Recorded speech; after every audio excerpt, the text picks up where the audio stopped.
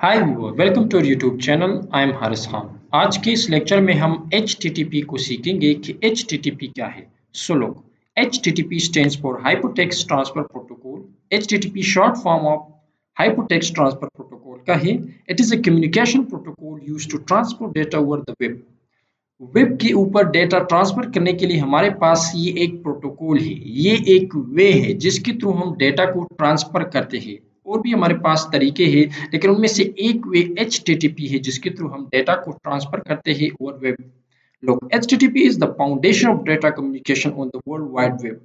www आप लोगों ने जो URL में देखा होगा, तो वर्ल्ड वाइड वेब वो है। तो वर्ल्ड वाइड वेब के ऊपर हमारे पास डेटा कम्युनिकेशन का फाउंडेशन जो है वो HTTP है, यानी सबसे ज्यादा और उसका जो बुनियादी हमारे पास चीज है वो HTTP है। So look, it allows the clients such as web browser to request resources such as web pages, images, videos from server. इस HTTP के इस HTTP के थ्रू जो है हम क्या करते हैं, ये हमें अलो करते हैं, यानी क्लाइंट को अलो करते हैं। क्लाइंट मीन ब्राउजर्स, यानी ब्राउजर के थ्रू हम क्या करते हैं, रिक्वेस्ट करते हैं रिसोर्सेज के लिए, चाहे वो वेब पेजेस का हो कि हमें ये वेब पेज डिस्प्ले किया जाए, इमेज हो, वीडियोस हो, सब चीजें जो है हम कर सकते हैं। किधर से? From server. इस HTTP के थ्रू, मतलब ये जो हमारे पास एक पाथ होगा, एक कम्युनिकेशन प्रोटोकॉल है, इसके थ्रू जो है हम क्या करेंगे, सर्वर के साथ कम्युनिकेशन करेंगे।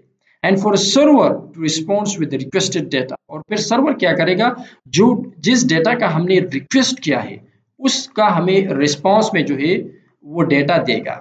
The protocol works by using a request response model. ये प्रोटोकॉल हमारे पास रिक्वेस्ट रिस्पॉन्स मॉडल पे वर्क करता है। रिक्वेस्ट रिस्पॉन्स का मतलब ये है कि आप रिक्वेस्ट करोगे, रिस्पॉन्स में आपको कुछ मिलेगा। Where the client sends an HTTP request to the server and the server responds with an HTTP request containing the requested data or error message.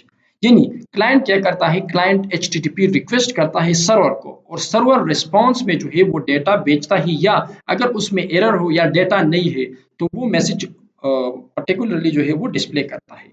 HTTP requests and response are composed of headers and an optional message body which can contain data such as form data or JSON. अब ये जो हमारे पास responses return होते हैं, इसके अंदर हमारे पास headers होते हैं, इसके अंदर हमारे पास मैसेज बॉडी होता है जिसमें या तो डेटा होगा या मैसेज होगा। कि मिसाल के तौर पर हम लॉगिन हो रहे हैं, हमें कह रहे हैं कि क्रेडेंशियल डज नॉट एग्जिस्ट, या password email does not exist, इस तरह का जो मैसेजेस आते हैं, तो ये क्या होता है, हम रिक्वेस्ट करते हैं, वो HTTP के फॉर्म में हो सकता है, और रिस्पॉन्स हमें जो मिलता है, तो ये रिस्पॉन्स मैसेज वही मैसेज है कि यूजर नॉट फाउंड, या यूजर डज नॉट एग्जिस्ट, या incorrect information, something like this. So which can contain data such as form data और जेसन। तो उसमें हमारे पास या तो वो फॉर्म डेटा के फॉर्म में होता है, या जेसन फॉर्मेट में वो क्या करते हैं, हमें रिक्वेस्ट में जो डेटा है वो प्रोवाइड करता है। लोग, HTTP use a uniform resource identifier, यानी URI, to identify the resource being requested. अब HTTP हमारे पास जो है क्या करता है, डिस्टिंग्विश करने के लिए ये URL यूज करते हैं। हर एक का हमारे पास डिफरेंट URL होगा, तो URL इसके अपने उसके साथ जब मैच हो जाए तो तभी ये हमें वो रिक्वेस्टेड डेटा जो है वो रिटर्न करेगा, सच एज वेब पेज और एन इमेज। यानी हमने उस रिक्वेस्ट जो हमने सेंड किया होगा, URI जो हमने सेंड किया होगा, उसमें जो हम इससे मांग रहे हैं, चाहे वो वेब पेज हो या इमेज हो, तो वो रिस्पॉन्स में हमें दे देगा।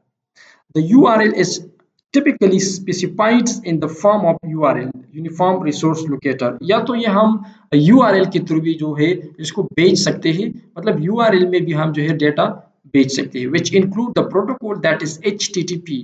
और उस URL में हमारे पास जो प्रोटोकॉल यूज होगा, that either be HTTP or some other। The domain name HTTP हमारे पास क्या है, इसमें हमारे पास डोमेन नेम होगा। इसके अंदर मिसाल के तौर पर HTTP स्लैश के बाद मिसाल के तौर पर डोमेन नेम आ जाएगा। In the path to the resource on the server, for example domain name मेरा है mydomain.com, तो ये मेरा डोमेन नेम हो गया। स्लैश पाथ में दूंगा, पाथ है मिसाल के तौर पर स्लैश लॉगिन, तो लॉगिन ये क्या हो गया, ये पाथ हुआ to the resource on the server, server पे डिफाइन किया हुआ पाथ होगा। HTTP is a stateless protocol। HTTP हमारे पास stateless protocol है। stateless protocol का क्या मतलब है, लोग, एक्सप्लेन किया गया है आगे, meaning that each request and response is independent of the previous request and response. अब हम अभी एक रिक्वेस्ट करते हैं, फिर बाद में दूसरा रिक्वेस्ट करते हैं, तो दूसरा जो रिक्वेस्ट कर रहे हैं ये पहले रिक्वेस्ट है टोटली इंडिपेंडेंट है, इसका उससे कोई ताल्लुक नहीं है, ना ये उसके साथ लिंक करके इसे डील करता है, बल्कि सेपरेटली ये हर एक रिक्वेस्ट को डील करता है, because it's a stateless protocol. This allows for scalable and efficient communication between client and server on the web। तो इसके थ्रू, क्योंकि एक स्टेटलेस प्रोटोकॉल है, हमारे पास कम्युनिकेशन जो है वो एफिशिएंट होता है between client and server. Client mean front end, server mean हमारा जो बैकएंड हो गया on the web. So, in summary, अगर हम कहें HTTP is a fundamental protocol that enables the exchange of data between client and server on the web। तो ये हमारे पास एक फंडामेंटल प्रोटोकॉल है, एक बुनियादी प्रोटोकॉल है जो हमें इनेबल करता है, हमें ये एक्सेस देता है जिसके थ्रू हम कर सकते हैं exchange of data between client and server on the web. मतलब क्लाइंट रिक्वेस्ट करता है, सर्वर उसको डेटा भेजते हैं, तो ये प्रोसेस जो है वेब के ऊपर फंडामेंटली इस प्रोटोकॉल के थ्रू होता है, making it possible for us to access and interact with the web pages, services and application over the internet. इसके थ्रू हम इंटरनेट के ऊपर जो है इंटरैक्ट कर सकते हैं वेब पेजेस के साथ, सर्विस के साथ, एप्लीकेशन के साथ। सो मिलते हैं नेक्स्ट लेक्चर में जिसमें हम एक्सक्यूज को डिफाइन करेंगे। टिल दैट अल्लाह हाफिज़।